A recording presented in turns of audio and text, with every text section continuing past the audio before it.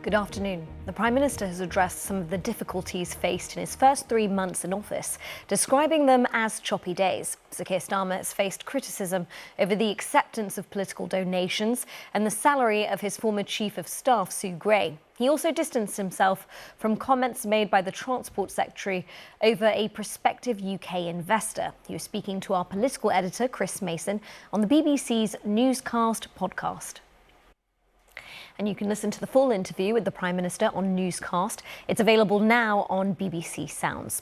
But now let's get more on the Prime Minister's public rebuke of his Transport Secretary Louise Haigh after her call to boycott P&O ferries. Our business correspondent Mark Ashdown is with me. And Mark, apparently these comments didn't go down well with the parent company of P&O. No, that's right. They're called DP World.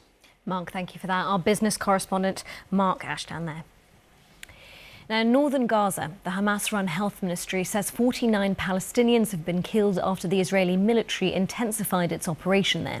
The Israel Defense Forces have ordered the evacuation of people in an area to the south of Jabalia, saying that it's a dangerous combat zone. Meanwhile, in Beirut, the Speaker of the Iranian Parliament has visited the site of one of the largest strikes on the city. Let's speak to our correspondent now, John Donnison, who's in Jerusalem for us. And in Jerusalem, thank you for that update. Now, Boeing is cutting 17,000 jobs, about 10% of its workforce, because of problems across its business. Police say they've resumed their search for a man missing since a rowing boat capsized on the River Thames.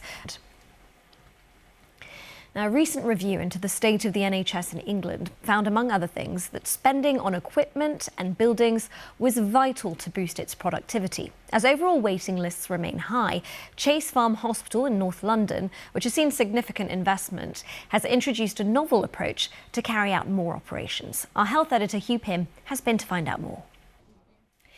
The 37th America's Cup starts this afternoon off the coast of Barcelona, and there will be a British boat competing for the most prestigious prize in sailing for the first time in 60 years.